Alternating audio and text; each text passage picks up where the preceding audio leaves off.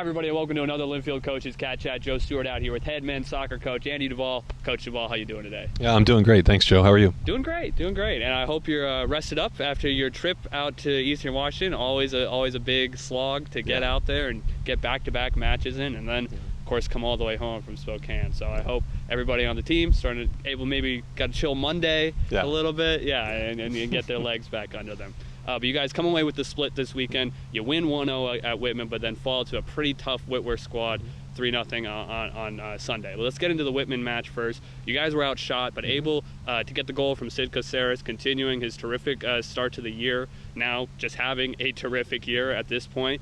What did you like from that match, and what led to being able to kind of eke that one out in the end, despite kind of not getting the possession maybe that you wanted or the number of attacks? Yeah, a big part of the game definitely came down to the midfield, and credit to Jose's team. I mean, Whitman's midfield was very good on the day, and they were more mobile than what we were able to keep up with, and so our midfield struggled a little bit both in the possession phase and in the defensive phase, but they were able to do enough on the day to get the result. Seamus and Sid probably didn't get as much service as we really should have been able to provide them on the day, but they made good on the few chances that they were given to get forward and get behind Whitman's back line. So there were a lot of really good things. I thought our back line was excellent on the day again. Angel, Logan, Nick, and Marcus was injured, so we ended up using Aiden and Radule both on the left-hand side. And going into the game, we knew that Whitman's front line had been doing well. They've been playing a kid on the left, Zach Stonier, who's a Vancouver kid that has been doing really well for them. And then they've got their number 9 on the right, who does a brilliant job for them, taking guys on 1v1. And so our guys did great matching up with their front 3. I don't want to forget to mention Noah, who plays in the middle for them. He's another Portland kid that does well for them over there. Really, Whitman they had to use their midfield because our back line was so strong. And so they answered it and created some dangerous chances. But again, we managed the game with the discipline that we're supposed to manage a game with, particularly on the road and a long road trip like that. And so it was an awesome result for the guys, and they were really excited to grind it out. Yeah, that back line, obviously we talked about it a lot, is at the beginning of the year is kind of the most solid part of the team. How important has their consistency been as the attack has had to work to find its footing? It has now, but certainly it took a little while. How important has the back line's consistency been to kind of set the standard for what competitive Linfield soccer looks like? Yeah, you have to have a good back line if you're going to actually try and break into the top 4 in this conference, because if you're easy to score on, then you're not going to be able to go very far. And there are some very explosive attacking teams in this conference, and so trying to keep them kind of at a controlled level as they play throughout the year is difficult. So you have to have guys that are really good at playing well together, which Logan, Angel, Nick, and Marcus have developed a good relationship. And then adding Radule and Aiden this year has been great. And then Keegan, when he gets into the game, he always does a great job for us, replacing either Nick or Angel in there. And so having those guys, those 7 guys, I've seen the majority of the time back there, they've developed good relationships. They have a strong understanding of how to play with one another, and it's been hugely beneficial for us. So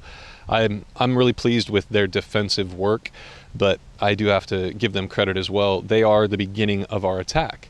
And so as we've developed into a team that tries to play out of the back and tries to actually put some good passes into midfielders' feet and help them connect with strikers at that point, our back line has gotten so much better at that part of the game. And so we're still trying to develop into a team that can get from midfield to strikers with fluidity and push teams back into their own end of the pitch.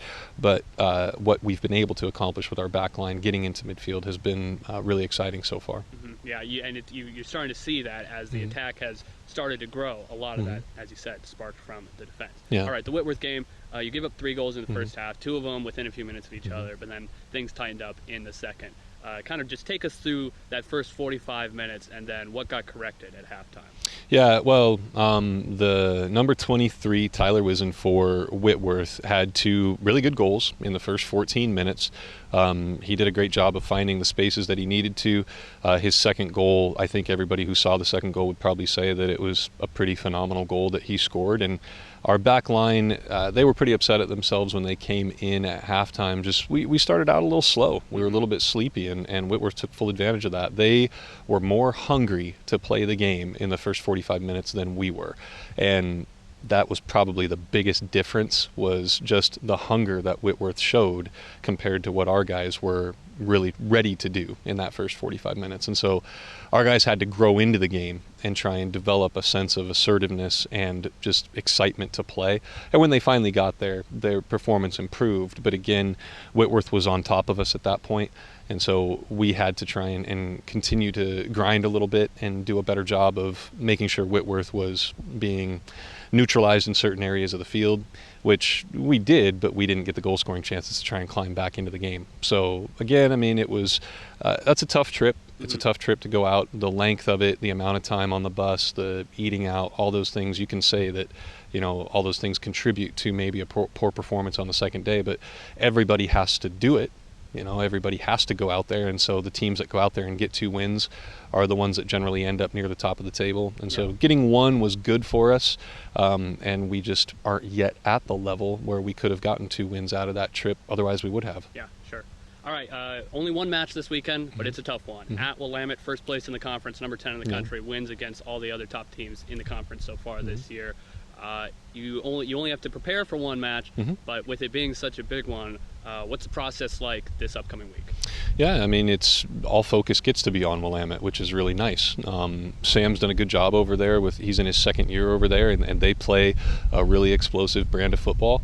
And I mean, they're firing on all cylinders right now. It's not as if he's only playing 12 or 13 guys. He's playing a big roster, and so he actually gets to rest some guys in certain games, which is hugely helpful when you're playing back-to-back games throughout the year. So I don't think his guys, for the most part, are beat up in any way. I think they're feeling pretty good about the physical ability that they have going into their, now what are we at, 7th game of the conference.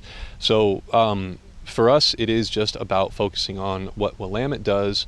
Can we take advantage of the pockets of space that they leave open when we win the ball?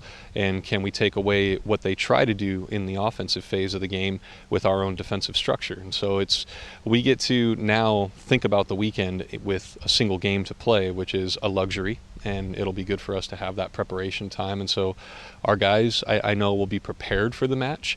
And as long as we can match Willamette's confidence going into the game with our ability to believe that we can win it, then I think it'll be a really competitive game. Yeah, what's the messaging like this week to maintain that confidence? I mean, you guys have played better than we've seen Linfield soccer perform in more than a few years now. It'd be a tough task to knock off Willamette, but how do you make sure that the guys feel like they are going into this match with a real chance to come away with a positive result? Yeah, I mean, you talk to them about the fact that they have done well over the last 7 matches, and so I think, what are we now? We're 4 or maybe 3-2-1 in conference, and maybe 4-2-1 over the last 6 matches or something like that, or 7 matches. So they are on an upswing. Right, and they should feel good about that, they being Linfield men's soccer. I mean, they have done a good job of weathering a pre-conference schedule where they didn't get results that they wanted, and then coming into conference and trying to turn the tide a little bit. So you have to, as a college athlete, be excited about playing good teams. If you don't want to play good teams as a college athlete, then you don't belong being a college athlete. Sure. And so that confidence comes from the fact that you've got the ability to play against somebody that no one else has beaten, and before the game starts, everybody's on the same level. Everybody. It doesn't matter what record you have, right? And so the belief is there based on our guys knowing that it is a great but my history in the game is very limited because I've only been here a couple of years, but it's a great rivalry from what I've been told over the years. And so, you know, it's going to be fun to go to Willamette, play a really good team, match up with them in every possible way that we can. And the confidence and the excitement that the guys should have is not because of anything that we do this week to excite them, but because they're college athletes that want to be college athletes.